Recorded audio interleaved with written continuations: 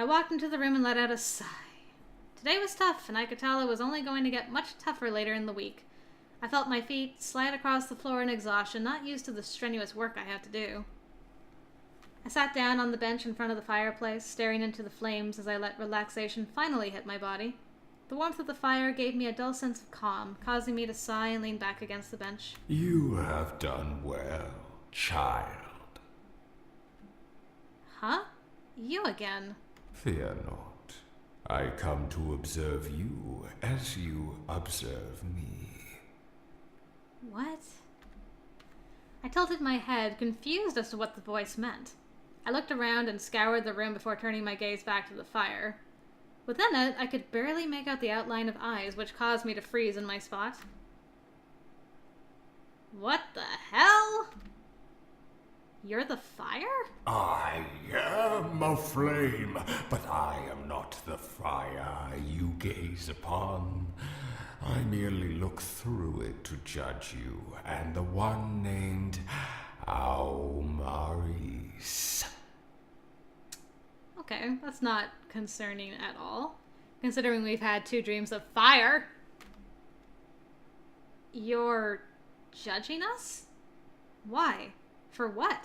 That will be known soon. When the time is right, the one destined to take my power will be tested. I stared into the fire, lost and confused. Why were we being judged? Was this some sort of trick by the Demon Lord? As I thought of that, the flame intensified slightly. The Demon Lord, an evil being of this world. He is a curse plaguing this land.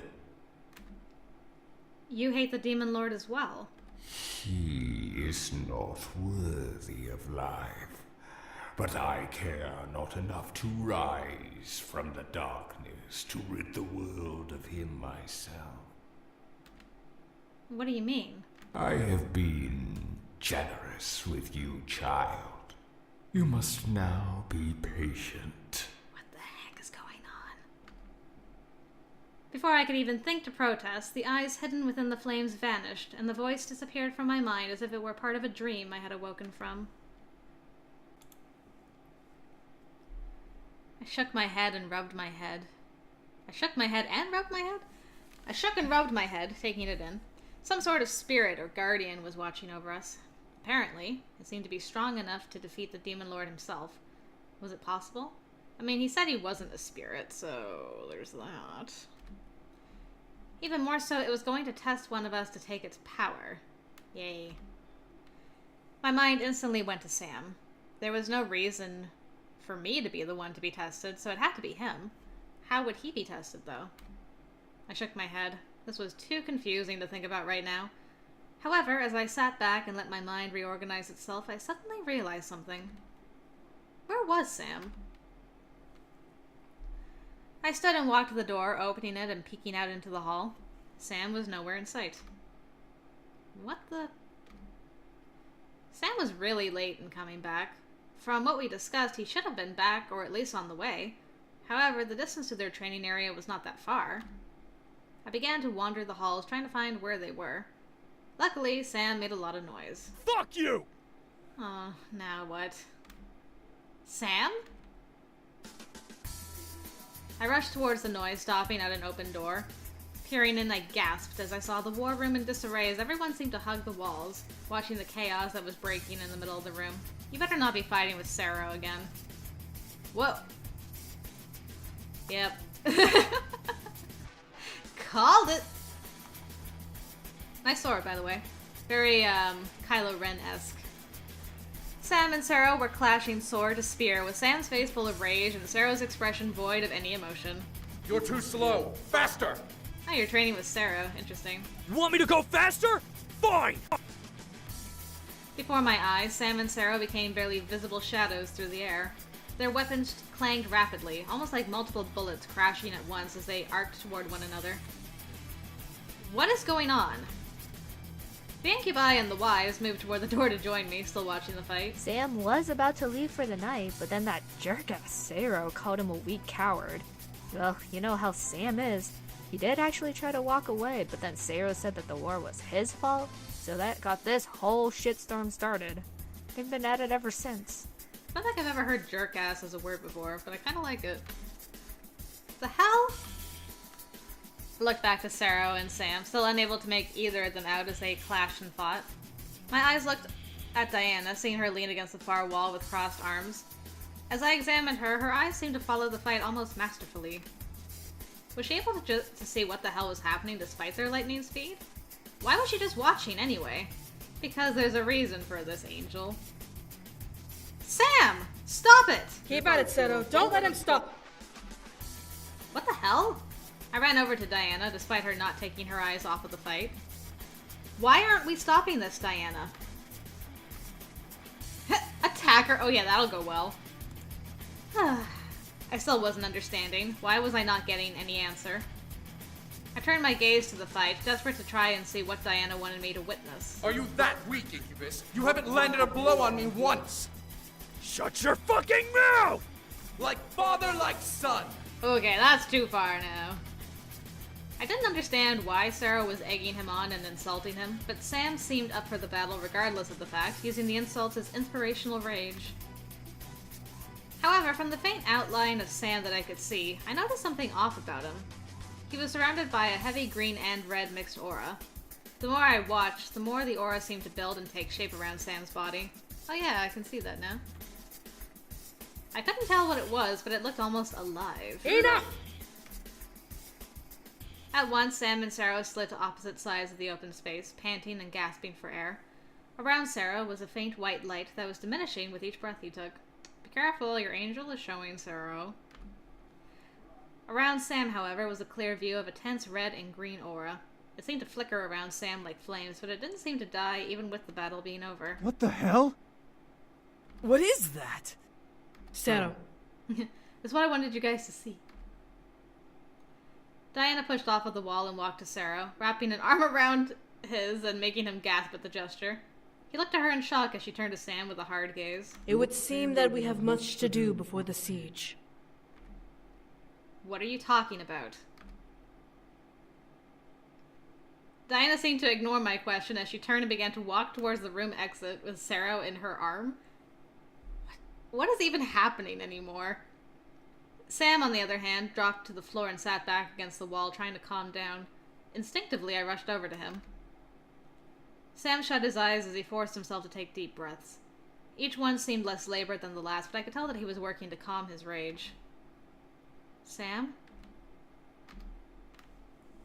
The aura around Sam finally seemed to die down before Sam let out a heavy sigh and pressed his head back against the wall. I could tell that exhaustion was weighing on him heavily, so I simply sat beside him, waiting. Sam, what is going on? I don't know what you're talking about. Sam, you had a weird aura around you. I said I don't know! Sam closed his eyes and pressed his back against the wall, letting his head drop to his chest. He genuinely didn't seem to know what was going on, but I became concerned. Why was his aura so strange? My thoughts ran to the voice from the flame. Was this the start of whatever test he had in mind? Why were Diana and Sarah involved, though? Sam finally opened his eyes and looked to me. His irises flashed gold at the sight of me, but quickly returned to emerald green as he let out a sigh. Wait. I knew Sam well enough not to pester him and to let him settle down. As he stared, he reached a hand up and gently ruffled my hair. Sorry you had to see that. I shook my head and held his hand, kissing his palm. As I did, Sam chuckled and stood, ushering me to stand along with him. Sam gently took my hand and walked to lead me out of the room. You still haven't answered anyone's questions, mister. Hey, hold on! Shut up, Squirt. Hey. Squirt, what the hell? Matthew, hey, chill. I looked back to see Norin and Damien holding Matthew back from pouncing at Sam, but I continued with Sam out of the room. As we walked down the hall, I looked to Sam, seeing the exhaustion in his eyes grow heavier and heavier. He had used a lot of energy. I wrapped my arm around him and guided him back to our room, sitting in bed and eventually flopping back onto it with me. As he let out a relaxed grunt, I kissed his cheek. Everything okay? Yeah. Just exhausted. Man, fuck that guard. I smiled and hugged him, ushering him to wrap his arms around me and kiss my forehead. Something really has been weird, though. I agree. I talked to the fire, by the way. Both of us went silent as we became lost in thought. I knew Sam was trying to determine what happened, but I was concerned over what the voice in the flame said and how that reflected on Sam. The nightmare I had made a little more sense, but why was I involved? Sam and I went to bed that night, both unsure of what was going on and mildly fearful of what was happening. We couldn't speak about it without knowing all of the pieces. We both knew better than to take stabs in the dark.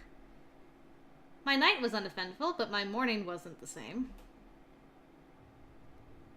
I didn't expect to wake up with a hand over my mouth, with an arm tight around my waist. I tried to focus my vision, but as the sensation of my situation set in, I gasped and struggled to see who was keeping me captive. Quiet. Alright, now what are you up to? I stared wide-eyed, seeing Saros staring ahead of us as he kept my mouth shut and held me against him with his other arm. What was even stranger was that he was using his holy magic, disabling me to use any of my energy to fight back. What the hell? I looked ahead of us to see a sight I never wanted to see. Diana straddling over Sam's waist as he slept, looking down at him with pure concentration. What was she doing now? Does this have something to do with what happened last night?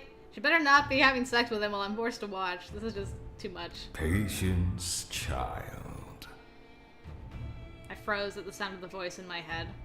The voice was in on this act too? She's merely following instructions. No harm will come to him. Patient. This was another test, another trial Sam had to go through. What kind of elaborate scheme was this? Looking at Diana, however, I could tell that she didn't want to do whatever the voice had instructed. Her lips were curved in an almost disgusted grimace as she looked down at Sam. Diana let out a small sigh before pressing her index finger into the top of her head and dragging it down her face, between her eyes and all the way down to her crotch. What the? You been zipping yourself, girl? The line that formed on Diana's skin seemed to grow and envelop her body in a strange purple light, changing her skin and almost shrinking her form. As the magic finally settled and faded away, I gasped at the sight. Oh. Diana's new body was my own, only without clothes. Every curve, every crevice of her body matched mine, and even the voice that came out of her mouth perfectly mirrored my own. What the hickey hay is happening now? Oh, it's supposed to sound like me, so... Sam, wake up. I felt nauseous watching her run her fingers along Sam's hair just like I would. How the hell did she know anything about how Sam and I interacted intimately? It was creepy and gross, and I felt myself naturally struggle against Sarah to be free. Sam's eyes fluttered open and adjusted to the sight of me straddling over his hips. As Diana gave him my perfect smile, I mentally panicked. What was he going to do? Would he fall for this? No way. There was no way. What does this prove? Sam's eyes trailed up and down Diana's body, just like how he would with me whenever he saw me without clothes. My heart was breaking a bit at the sight. How do you think Sarah feels right now? Get the fuck off me. Oh, he realized. Wait, what? Gah! I gasped as Sam suddenly sat up, gripping Diana's neck, and began to squeeze. Instinctively, Sarah tightened his hold on me, most likely struggling to obey previous commands to stay put. What the fuck do you think you're doing, bitch? Sam, stop! A large part of me felt relieved that Sam could see whatever illusion Diana threw on herself. The smaller part of me began to fear Diana's neck being snapped because of it. She continued to act like me to perfection as she gripped Sam's wrists. It was mildly scary to see Sam holding Diana, who looked like a copycat of me. In a strange, messed up way, it was like watching a movie where I was a character in the scene, watching the man I loved act with the actress playing me. The more I watched Sam crush Diana's neck, the more I could imagine him doing that to me, which made me fearful. He would never hurt me, but to see it happening to someone who looked and acted like me was another thing. If this is some kind of fucked up joke to you, I will end you right now! Diana began to cry, most likely losing air from Sam's death choke on her. As she coughed, her body began to quake from lack of oxygen. Please, Sam, it's me! Shut the fuck up! Sam released a hand from Diana's neck and pushed it into her stomach, lifting her off of him and shoving her off of his lap and against the far wall. Diana crumpled against the floor, curling herself over as she coughed violently and shook from the pain that obviously racked through her. Sam, however, jumped out of bed and walked at Diana, glaring down at her. You're not her. Where is she, Diana? Diana looked up at him, tears rushing down my eyes as she gripped her neck. Sam, it's me! Stop it! Sam quickly lifted his foot, causing Diana to flinch and cover herself with her hands over her head, bracing for impact. While I expected Sam to fall for Diana's trick at the sight of my weakness, he let the kick he was charging up fly into Diana's stomach, slamming her against the wall. He didn't stop, however, slamming his foot again into her, rebounding her against the wall like a soccer ball. Sheesh. Gah! Where is she? My body began to quake at the sight of Sam kicking Diana, who very much continued to act like me, despite the barrage of pain Sam was inflicting on her. This was messed up and wrong. Why was Diana doing this? Why was she letting this happen? She is following my instructions as I demanded. For what purpose, voice? Fuck your directions! I began to grow fearful of Sam, instinctively placing myself in Diana's place. It was only natural, since she was acting like me right now. Deep in my heart, I knew Sam would never do this to me. But the fear began to fester at the sight of him beating down an image of me. Fear not, child. He knows very well whom he is attacking. I can hear his heart crying as yours is now. What do you mean? He despises doing this, but you have become a priority over the illusion. He pretends to see the succubus as she really is, as he tries to get his answer. I see. So you're saying, like, it's really hard for him to pound the crap out of me, when even though he knows it's not me. A truly interesting demon. I shut my eyes. Diana was doing a job, and Sam obviously saw through it. He wasn't attacking me. He was attacking Diana for tricking him and assuming she was hiding me from him. I only opened my eyes again to see Sam lift Diana by the throat and pin her to the wall, forming a sword in his free hand and lighting the tip between her eyes. Even with the blade mere inches away from her face, Diana continued the act, crying and shaking in fear. Ooh. Omaris! I will kill you! Within a blink, the hold on me vanished and Sam flew back from Diana, releasing her and slamming into the far wall. Whoa. Alright, Sarah finally did the thing. I crumpled to the ground and quickly looked up to see Sarah holding Diana close to his side as his form emanated a holy white aura. His eyes burned intense, deadly hatred as a white-tinted magical barrier surrounded his and Diana's bodies. Enough! With all the Sarah-Diana action happening in this, I can see why a lot of people said I should have trained with Sarah in Sam's route. It would work, for sure. But there's just, like, so much stuff going on with Sam. I think it would be, like, too much drama for one playthrough. At least that's how I feel at the moment. But I could totally see why. Come on, Sarah. I'm still rooting for you. You can get that girl. Sam shook his head and jumped up, but at the sight of the real me, he instantly dropped his sword and tackled me, wrapping his arms around me and hugging me tightly. Holy shit! You're okay! Sam! I stared into his shoulder, feeling him shake violently as he held me. My body couldn't help but shudder with him, feeling every ounce of his love as he gripped me tightly. He knew where his heart belonged, and it led him back to me, even with unbelievable odds attempting to sway him. I wrapped my arms around Sam and buried my face into his shoulder, nodding to him. I'm right here, Sam.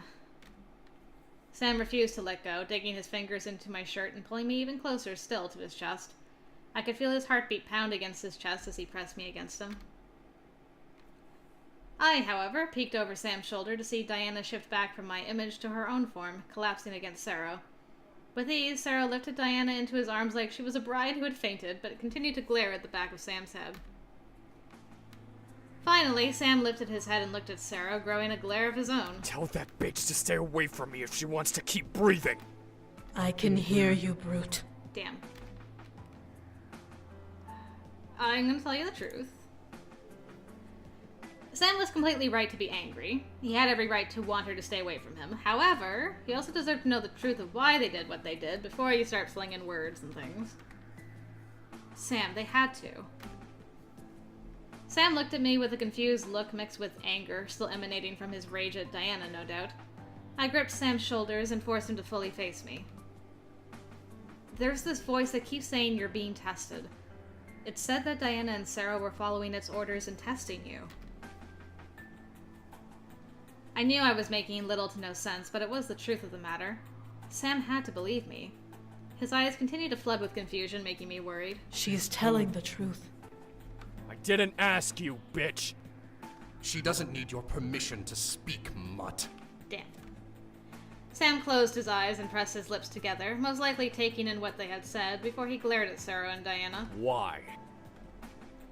Sarah continued to glare at Sam in silence, but Diana lifted her head and looked to Sam from Sarah's arms. Because it said it will ensure our victory.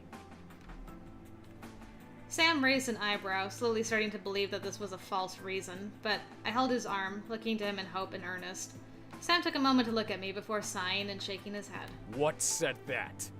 Some powerful being.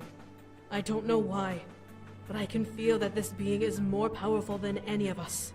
Is that it?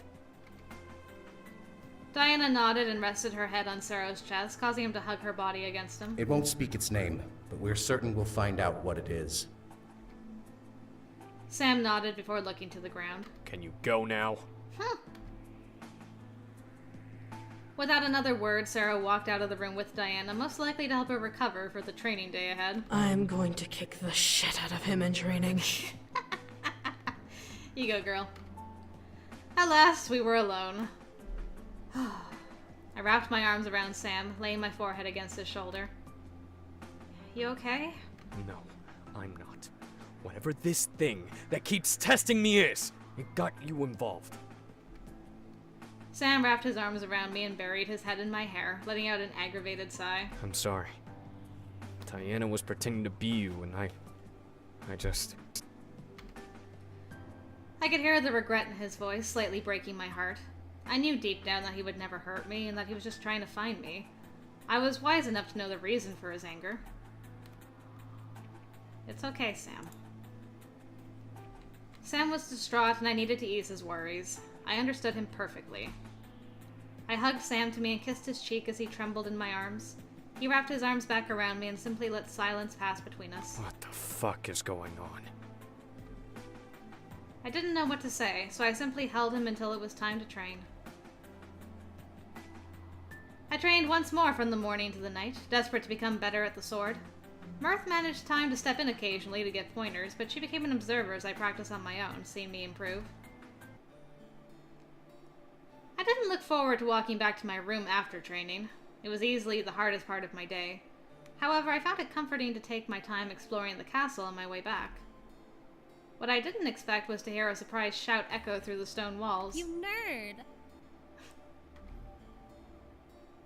Ah, that's so cute! Calling him a nerd. Girl. I froze in my tracks, recognizing the voice and deciding to quietly tiptoe towards the door of the room it came from. I peeked in to see the interior of the library, and my gaze zeroed in on Iridessa, who was seated in a chair, covering her face with a book, while James leaned over the top of the chair, smirking down at her. It was like watching a game of cat and mouse when they teased one another. Iridessa looked up at her husband from behind her book with a giggle, and James watched her like a curious hunter. I'm sorry. Am I intruding on your reading? No, you're being a big nerd, and you know it. Peeking over my shoulder and scaring me like that? How rude. With a small chuckle, James moved from behind the chair and leaned in closer to Iridessa, laying a soft peck on her cheek.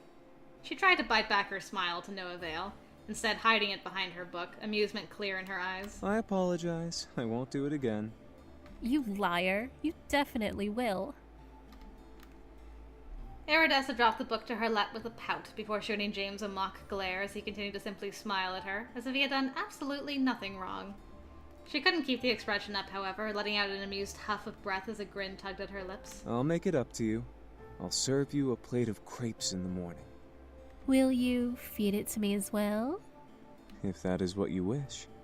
Well, I don't need it, but I won't say no. Who would say no to crepes? The dynamic between them always stands between a mature king and queen-like couple, to Iridessa being insanely hard to get, and James giving a playful bait-and-switch chase. It was amusing to catch glimpses of their intimacy. Even when we had first met, the relationship between Iridessa and James always seemed to fluctuate on who was truly in charge. Iridessa let out a sigh, sitting up straight in her chair as James walked over to the fireplace and stared into the flames. Her countenance wavered as she watched him, features shifting into something more hesitant, almost nervous, a stark contrast to her earlier mirth. Hey, James? Yes, Iri? Can I ask you something?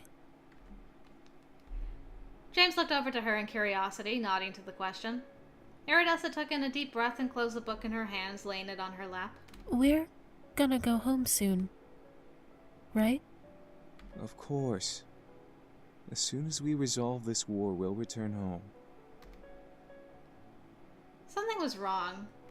I could feel it just by looking at Iridessa, and I knew James did as well. She had something on her mind, but would she say it aloud? Is something troubling you, love? She closed her eyes and took a moment to seemingly gather her nerves before looking to James once again. It's just... Is it wrong that I kind of don't want us to be here? What? Where did that come from? James seemed to be confused by the question too, raising an eyebrow at her. Huh? What do you mean?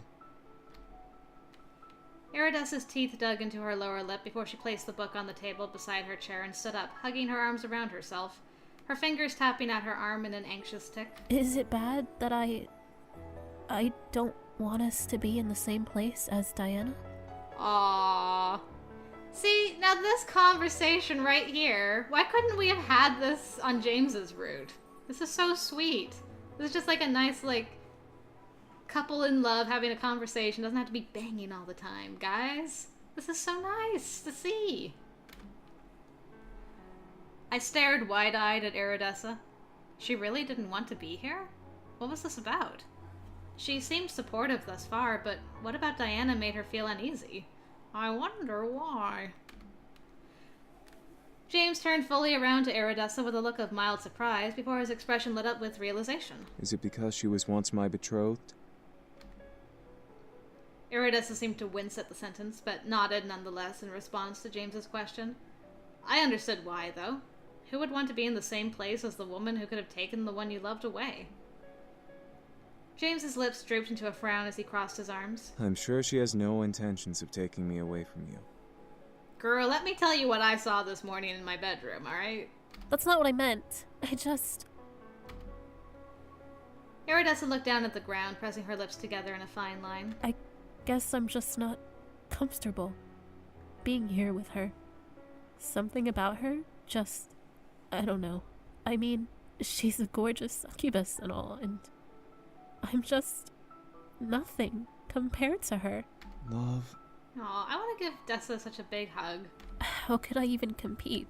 You two could have ruled together, made a beautiful couple. She could have given you more than I ever could. She is. Iridessa. James's tone forced Iridessa to look up at his face, seeing the stern king she, his queen, had married. There is no competition. You are the woman I chose, the one I wanted, the beautiful and kind woman whom I was lucky enough to marry. I swore to be with you for the rest of my life as your husband. No one in the 5 worlds can make me betray you or lose the love I feel for you. Aww, yay, couple CGs! Yay! I love it! Aww. My heart is torn, though. I gotta admit. James slowly walked over to Iridessa, wrapping his arms around his wife's waist. She squeezed her arms around him tightly for a moment before letting out a sigh, the tension leaking from her shoulders as she looked up at him. You're right. I'm sorry, James. I'm not doubting you, I swear. I guess I've been overthinking a bit lately. Sometimes it's still hard to believe that you chose me when you could have anyone in the world you desired. You are the only one I desire. I am yours and you are mine forevermore. I vow to give you my entire life and will protect you for as long as I live by your side. Maestro. Aww. At the mere mention of his demon name, I could see energy pulse around James's form, and he let out a small pleasured hum as he leaned in and pressed his forehead against Iridessa's. You know that you're not supposed to use my real name unless you need something. I could feel a wave of voyeuristic embarrassment run along my cheeks as Iridessa looked away from him, biting her lip coyly. James chuckled deeply, however, and kissed her temple, hugging her close to him. We'll be home soon, I promise. Once this war is over, we'll return and never have to worry about Diana ever again. Okay? Okay. I love you. I love you too. Always. Aww. My heart. Iridessa finally looked up at James and smiled sweetly. He mirrored her grin, leaning down but stopping halfway so his love would strain on the edge of her toes to claim her kiss. Her smile shifted into one of mischief as her fingers curled into the soft material of his sweater just over his chest. She tugged, bringing him down so their lips could finally meet. I couldn't help but admire them. They made a picturesque pair, complementing each other in many different ways, be it with fashion, personality, or even with their endearing height difference. Seeing them together, sharing such a sweet moment, reminded me of when I first met her. Iridessa exuded an air of delicate shyness that balanced well with James's commanding presence. I recalled how quiet but polite she had been during our first meeting, full of kind smiles and soft laughter. However, watching Iridessa close the gap between her and the eldest of the brothers made her appear more powerful. She had claimed a would-be king and didn't dare dream of letting him go. I became a little envious of her, but I was happy with the man I had in my life. Their hands started to wander and I could feel my cheeks heat up. I realized that I had peeked in on them long enough. Wanting to give them some privacy, I turned and left them alone to continue my journey to my room.